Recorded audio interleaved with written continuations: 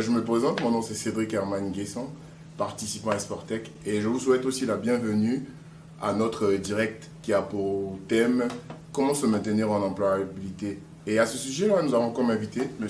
Alfred Ndoumbe, qui est notre spécialiste en emploi ici chez Sportec. Bonjour M. Ndoumbe. Bonjour Cédric. Vous allez bien? Très bien, merci.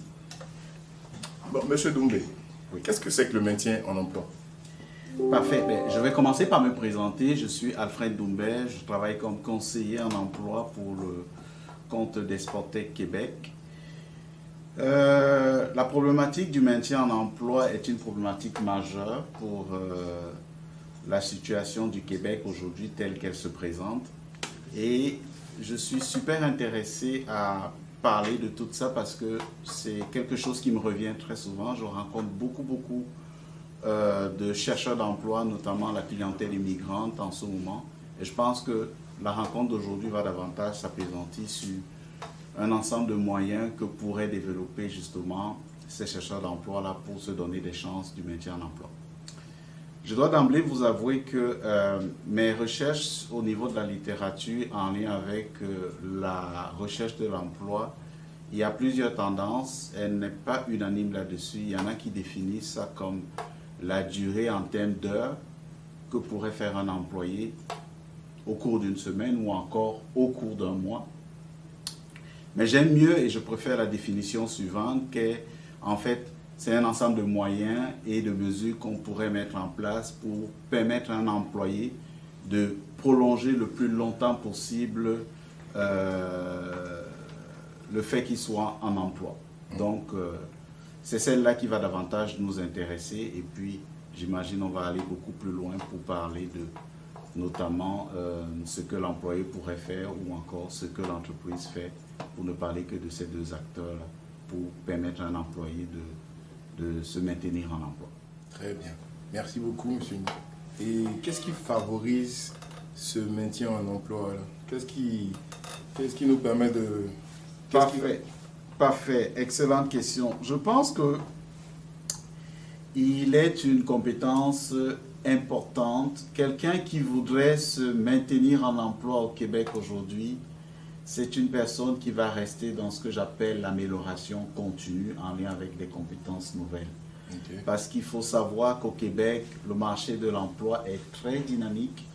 Les compétences sont rendues très volatiles, notamment les compétences numériques. Quelqu'un qui a besoin de se maintenir en emploi doit faire continuellement ce que j'appelle de la veille concurrentielle. Il doit savoir identifier qu'est-ce qui se passe dans son domaine et développer des compétences en lien avec tout ce qu'il y a comme nouveauté dans son domaine. Ça, c'est une chose. Mais bien au-delà de ça, il y a une compétence, on est au Québec, et en lien avec les valeurs québécoises, on aime le français. On parle le français au Québec, et votre milieu d'emploi, vous allez majoritairement trouver un milieu où on parle le français. Donc, il sera important pour vous d'être capable de parler en français dans votre milieu professionnel. C'est une des compétences qu'il faut aller chercher. Une autre compétence super importante, c'est faire preuve de flexibilité et d'adaptabilité. Parce que, pour plusieurs raisons, l'entreprise peut décider du jour au lendemain d'introduire comme une nouvelle technologie. Il ne faut pas faire de l'opposition. Okay. Soyez flexible. Soyez adaptable en lien avec justement cette nouvelle technologie qui s'implante. Cela fera de vous assurément la différence. En gros, vous voulez dire, je ne sais pas pour vous couper la parole, là, mais oui. Vous voulez dire qu'il faudrait s'actualiser au jour le jour en fonction de ce qui prévaut, ce qui s'installe au jour et au fur et à mesure que l'entreprise s'accroît en fait. Absolument, parce que si vous ne le faites pas, votre gestionnaire ou alors l'employeur, ce qu'il fera, c'est que il va aller chercher quelqu'un qui est capable d'utiliser la nouvelle technologie avec laquelle il travaille désormais. Parce que le marché, comme je le disais, il est super dynamique. Une autre compétence que devrait développer, ou alors un atout que devrait développer le chercheur d'emploi, c'est bâtir un réseau autour de soi. Okay. Il est important d'avoir un réseau sur lequel on pourrait s'appuyer, des associations professionnelles, adhérer à des associations professionnelles, ayez des bons rapports avec vos pairs, des personnes qui travaillent dans le même domaine d'activité, Ça va permettre que chaque fois que vous êtes confronté à une problématique majeure technique dans votre emploi, vous avez des personnes sur lesquelles vous pouvez vous appuyer afin de trouver de quoi faire. Vous avez également, je dirais pour quelqu'un qui vient d'arriver au Québec, là, ce serait intéressant d'avoir un mentor. Quelqu'un qui est supposé connaître les lieux, qui connaît comment ça se déroule, qui connaît les habitudes et qui va pouvoir vous guider. Ce serait super intéressant. Et bien entendu, quand je parle d'adaptabilité et de flexibilité, ça va aussi en lien avec les valeurs que vous trouvez dans l'entreprise parce que chaque entreprise a des valeurs, chaque entreprise a une mission. Il est important de comprendre ces valeurs-là et de faire ce que j'appelle de la proactivité. Proactivité parce que cela va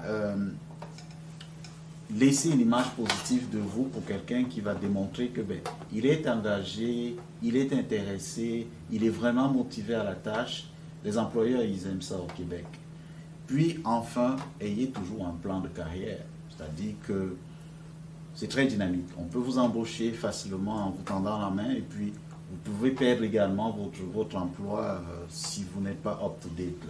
Donc, il faudrait avoir autour de soi non seulement ce réseau, mais aussi avoir un plan de carrière, être capable de dire et de faire, avoir une culture d'auto-évaluation. Malheureusement, beaucoup de clients que je rencontre aujourd'hui, parfois, ils n'ont pas cette culture-là, ce qui fait que, on ne sait pas où est-ce qu'on est rendu, on n'a pas comme un plan bien déterminé, ça nous empêche parfois d'anticiper sur les situations qui pourraient nous arriver. C'est vraiment important d'avoir un plan de carrière et de s'auto-évaluer au quotidien.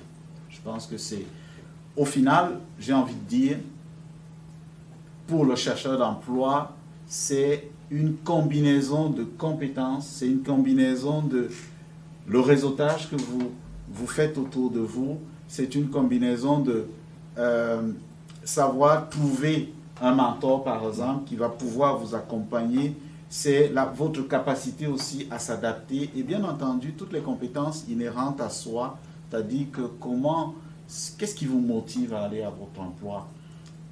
Est-ce qu'il y a une clarification des attentes qui ont été faites et dont vous avez le même niveau d'information entre votre gestionnaire et vous-même? Quelles sont les attentes en lien avec votre emploi? C'est vraiment important de les clarifier au début. Tous ces éléments-là vont faire que la personne va pouvoir perdurer en emploi. C'est parfait, merci M. Ndoubé. Pour ceux qui viennent de nous prendre en cours, nous sommes avec M. Alfred Ndoubé, spécialiste en emploi chez Exportech. Monsieur Ndoubé, selon vous aussi, quelles sont les compétences techniques et interpersonnelles qui sont les plus recherchées afin d'être le plus compétitif sur le marché de l'emploi québécois? Très bonne question. Au fond, je vais les diviser en deux grandes parties. On a les compétences techniques, puis on a des compétences que moi je qualifie de compétences douces, ou alors des compétences interpersonnelles. Au niveau des compétences techniques, je vous dirais là, c'est les compétences numériques que je citerai en premier.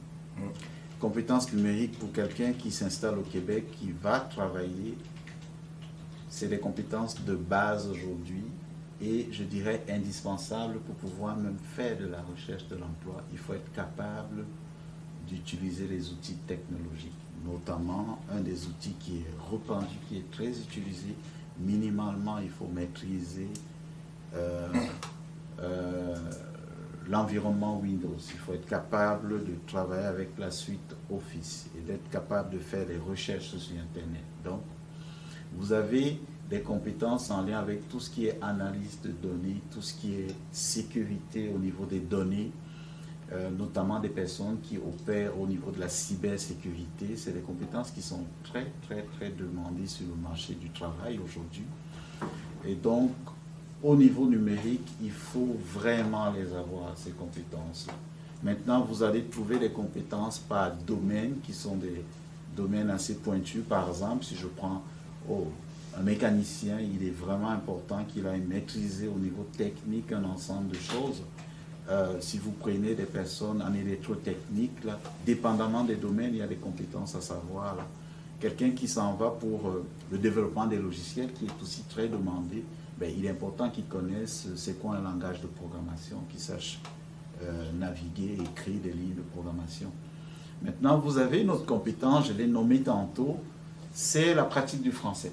Nous sommes au Québec, je ne le répéterai pas assez, c'est largement francophone, il faut pratiquer la langue. Comment voulez-vous vous maintenir en emploi si vous n'êtes pas capable de communiquer avec vos collègues dans un langage qui soit clair, concis et précis?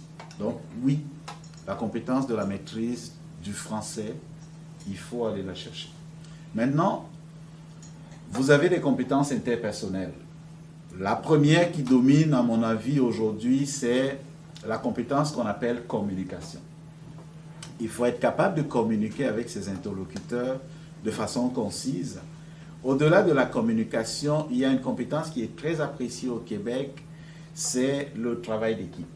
Il faut être capable de collaborer avec diverses personnes parce que le Québec aujourd'hui, c'est une terre d'immigration. Vous allez rencontrer beaucoup de personnes qui viennent avec chacun ses compétences. Vous avez besoin d'avoir un bel entre-gens pour pouvoir collaborer avec les uns et les autres. Et une autre compétence ça va dépendre de chacun, de la compréhension de son domaine, de ce qu'il s'en va faire comme travail, c'est la capacité à résoudre des problèmes. C'est-à-dire que si vous êtes dans une équipe de travail et que chaque fois qu'il y a comme une problématique, vous êtes la personne qui a apporté une solution innovante, vous anticipez sur des situations, vous avez un regard macro, micro, vous êtes assurément, vous allez être apprécié dans votre emploi. Donc, voilà des compétences que je dirais que oui, ce que le chercheur d'emploi pourrait développer justement pour pouvoir se maintenir en emploi, qui sont très souvent demandés sur le marché du travail. Merci beaucoup. Et pour vous aussi, quels sont les secteurs au Québec qui offrent les secteurs qui offrent les meilleures opportunités pour une stabilité en emploi, par exemple? Alors, il y a plusieurs secteurs au Québec qui continuent à offrir beaucoup d'emplois. Je vous dirais, c'est en lien aussi en lien avec la question que vous avez posée précédemment sur les facteurs qui favoriseraient le maintien en emploi. C'est encore une fois tout ce qui est dans le volet technologique, le domaine des TI, technologie de l'information, des personnes qui travaillent là-dedans dans le développement des logiciels, des personnes qui vont avoir des compétences au niveau de la sécurité des données, l'analyse, la synthèse des données. C'est des domaines qui sont super demandants aujourd'hui. Donc, c'est des secteurs qui pourraient offrir une certaine stabilité pour les chercheurs d'emploi. Maintenant, vous avez le domaine de la santé. Le domaine de la santé et des services sociaux, c'est un domaine aussi également qui embauche beaucoup. Et pourquoi? Simplement parce que il faut savoir qu'au Québec, il y a comme au niveau de la population est comme, il y a le vieillissement de la population, ce qui fait que on aura toujours besoin des professionnels de la santé, que ce soit des médecins, que ce soit des travailleurs sociaux, que ce soit des infirmiers ou encore des préposés aux bénéficiaires. C'est des domaines qui sont beaucoup demandés et qui continuent d'embaucher. Okay. Vous avez également le secteur de la manufacture qui, malgré la COVID qui est passée par là, qui, malgré tout, continue néanmoins quand même à embaucher. Et je vous ai demandé c'est quoi les secteurs qui embauchent le plus, mais quelles sont celles où il y a le moins, qui sont le plus fermées en fait? Celles qui fermées, je ne dirais pas fermées en tant que telles, disons que celles où le travail est un peu plus fluctuant, le travail est un peu plus fragilisé, la stabilité du travail est un peu plus fragilisée. J'ai comme envie de vous citer le secteur de l'hôtellerie. Okay. Parce que après la pandémie, la grande pandémie que nous avons tous subi, la Covid, c'est un secteur qui a été lourdement frappé avec beaucoup de restrictions. Aujourd'hui, oui, il y a comme un regain, ça redémarre, mais il y a beaucoup de concurrence. Et ça reste que la demande aujourd'hui, les gens ont appris à se passer un tout petit peu de ce secteur, ce qui fait que l'emploi peut être un tout petit peu fluctuant de ce bord-là. Et un domaine connexe en lien avec ça, où c'est également un tout petit peu fluctuant, c'est le domaine du tourisme, qui aussi, lui, souffre également de tout ce que la pandémie a dû entraîner. Donc, je vous dirais, c'est des secteurs un tout petit peu où c'est un peu beaucoup plus difficile, mais ça reste que vous allez trouver de très belles places où vous allez être capable de travailler là-dedans et si vous actualisez vos compétences au quotidien, de perdurer dans votre emploi. Très enrichissant, monsieur. N'est-ce pas, internaute? Et à ce sujet-là, on a un internaute qui a une question à vous poser. Comment le télétravail et la flexibilité d'horaire influencent-ils la capacité à maintenir son emploi? Ça, c'est une question super intéressante parce qu'il faut savoir qu'au Québec, aujourd'hui, après la COVID, les gens ont appris à vivre autrement. Les entreprises également se sont adaptées. Ce qui fait qu'aujourd'hui, il y a beaucoup d'employés qui vont demander à être dans un mode de fonctionnement hybride. Ils vont avoir 2 journées en présentiel, 3 jours, ou alors 2 journées en télétravail. Qu'est-ce que cela pourrait apporter? Simplement un certain bien-être au niveau de l'employé. Il faut aussi savoir que la COVID a entraîné ce que j'appelle beaucoup des problématiques. Il y a eu beaucoup de débats autour de la santé mentale, ce qui fait que les personnes ont développé peut-être des problématiques en lien avec l'anxiété ou le stress. Le télétravail vient se positionner comme une solution justement pour ces personnes-là, mais également pour l'autre qui n'est pas enclin à faire peut-être du stress et autres, mais retrouver un certain équilibre entre la vie professionnelle et la vie sociale, c'est quelque chose qui peut augmenter un sentiment d'adhésion. Et ma foi, je lisais les dernières statistiques où les employés aimaient bien le télétravail et ils estimaient qu'ils étaient un peu plus productifs en télétravail, parce que ne dit-on pas que mieux votre employé a comme une certaine situation de bien-être, mieux il va devenir performant. Donc oui, le télétravail peut concourir effectivement à ce que les personnes se maintiennent en emploi. Il y a encore des internautes qui ont des questions là, mais moi j'aimerais revenir encore. Oui. En fait, pour ma part, la question que moi je peux vous poser, c'est quel conseil donneriez-vous par exemple pour maintenir un équilibre, par exemple, entre la vie de famille et puis la vie professionnelle? Excellente question, parce que là, ça vient chercher autour de soi et je vais davantage vous donner une réponse en lien avec le bien-être de l'employé. Oui. J'ai envie de vous dire tout de suite que dans votre emploi, il faut être capable de dire non. Il y a des moments où il faut savoir dire non à certains mandats. Au-delà de votre capacité à dire non, il faut être capable de un tout petit peu calibrer ou alors juger la pertinence et même la priorité. Donc, mettez en place des outils qui vous permettent de justement un tout petit peu libérer votre cerveau. Il est vraiment important de bien se sentir là pour pouvoir se donner des chances de perdurer en emploi. Utilisez des outils qui sont à votre portée. Aujourd'hui, la nouvelle technologie fait que il y a des outils comme Planner, il y a des outils comme l'agenda, pour ne citer que celle-là, Outlook, la to-do list qu'il faut pouvoir utiliser. Ça va permettre que vous allez bien planifier votre activité, vous allez être capable de respecter les délais et de ne pas être tout le temps en train de courir. Ça va éloigner de vous des situations de stress, des situations d'anxiété, et puis déléguer. Déléguer dans votre travail quand vous avez la possibilité de déléguer. Faites-vous aider. Et autre chose vraiment importante que moi je vais suggérer au monde, c'est que ayez un discours franc et clair avec votre gestionnaire. N'allez pas, je ne suis pas en train de vous dire d'aller comme déballer toute votre vie personnelle, là, mais c'est une responsabilité partagée entre l'entreprise, donc le gestionnaire, et vous, l'employé. Partagez un ensemble de choses telles que il est plus ou moins au courant de votre réalité, parce qu'il faut le savoir, au Québec, les entreprises sont très accommodantes. Ce qui fait que on donne la possibilité, de toute façon chez Exportec, on est vraiment accommodant. On a un gestionnaire qui a une écoute attentive, qui est auprès de ses employés et qui va trouver justement cet équilibre-là. Ça va générer un sentiment d'adhésion et ça va éviter que vous allez développer un savoir, un certain bien-être.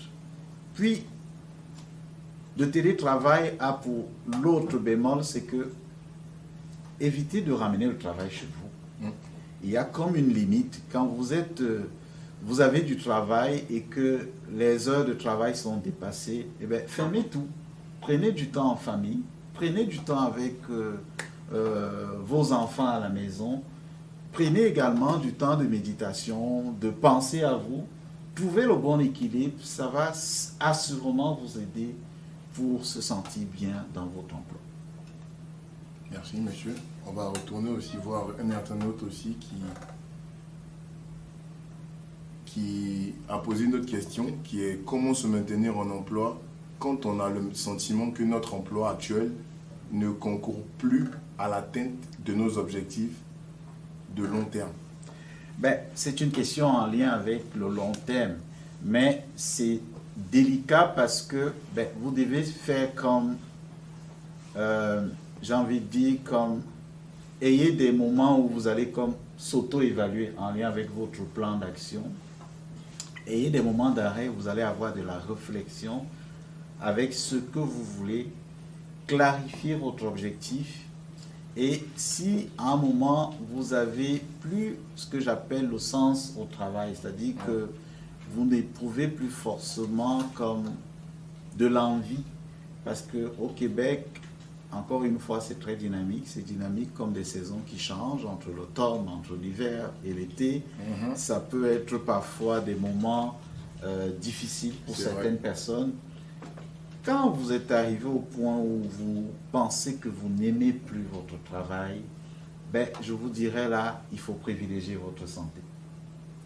Il n'y a rien qui remplacera votre santé. Prenez la bonne décision. Ça peut être que, ben, il faut peut-être arriver à un moment où il faut quitter pour aller ailleurs, mais il est important de prendre soin de soi.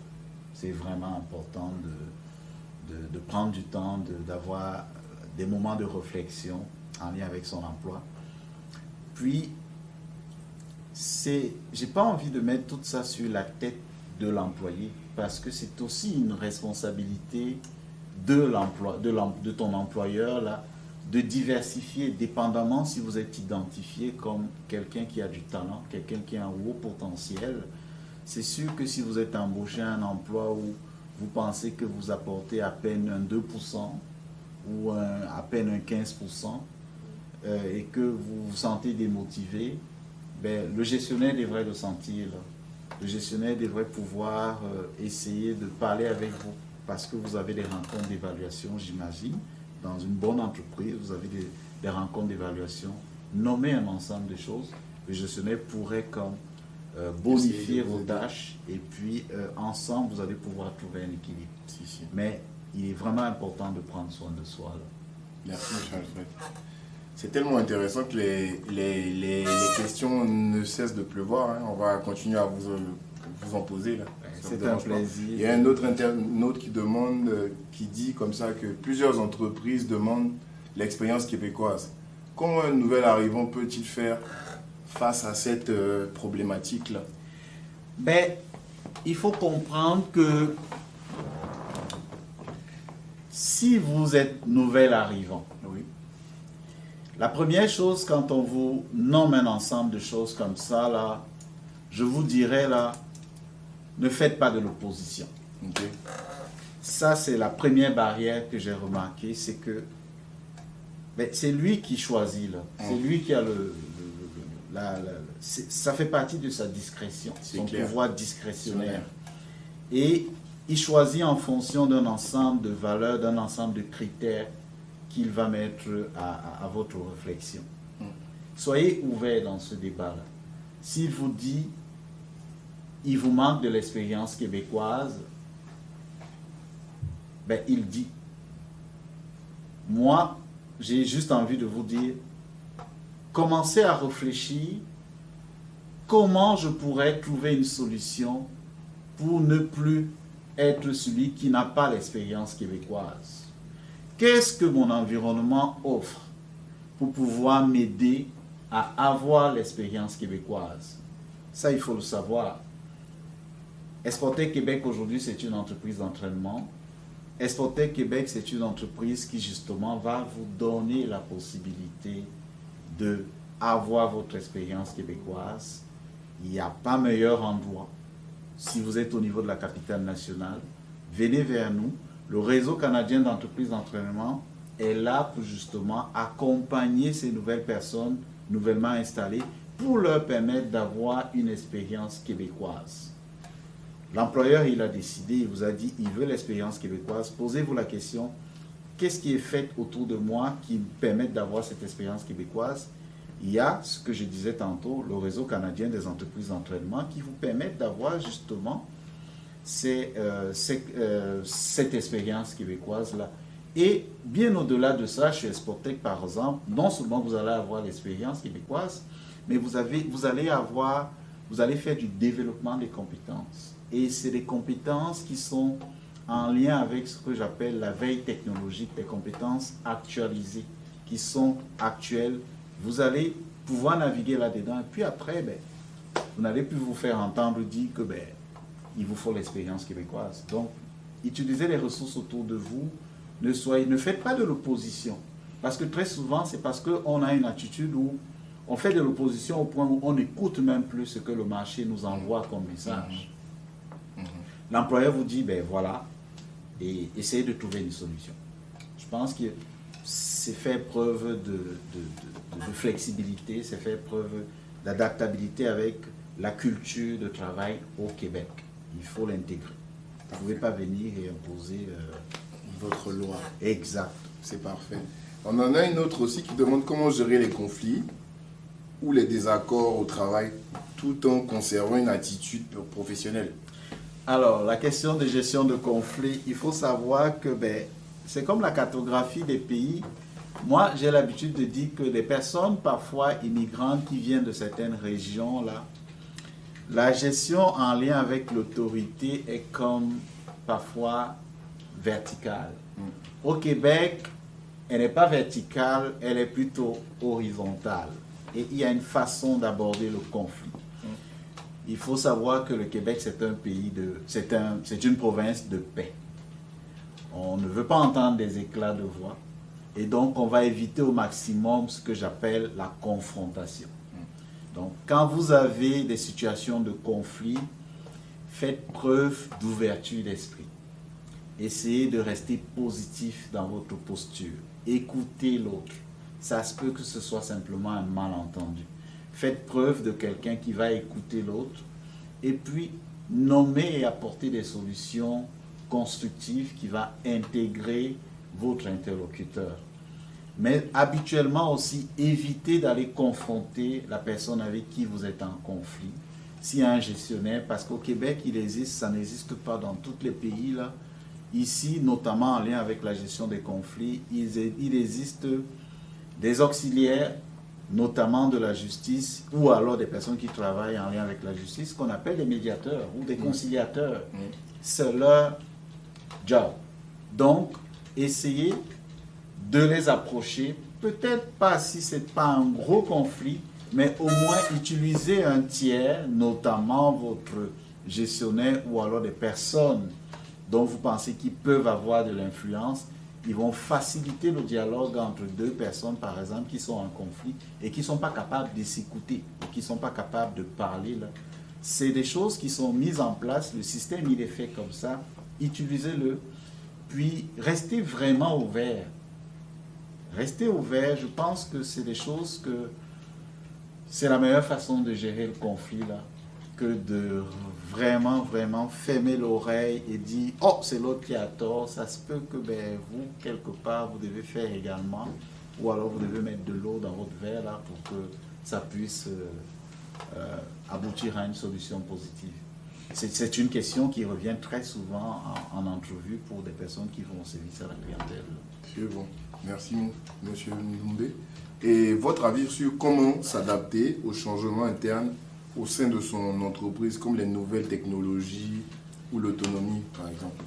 C'est exactement comme je le disais tantôt, c'est de faire de l'amélioration continue. C'est d'avoir un réseau qu'on a bâti autour de soi. Je rentre dans une entreprise. Aujourd'hui, on parle de l'intelligence artificielle beaucoup d'outils vont rentrer ou dans les pratiques en entreprise. Allez apprendre ces outils.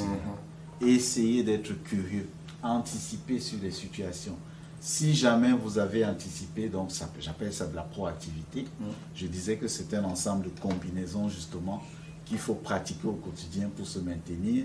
Lorsque la nouvelle technologie va arriver et qu'elle intègre justement l'intelligence artificielle, parce que vous avez déjà entendu parler de ces outils, parce que vous êtes allé une fois pour nommer que l'outil que beaucoup connaissent, qu'on appelle ChatGPT, vous êtes allé vous balader là-dedans, vous allez être capable de comprendre mieux que celui-là qui n'a jamais vu, par exemple, l'intelligence artificielle. Donc, continuez à être un apprenant dans votre emploi et n'hésitez pas à évoluer.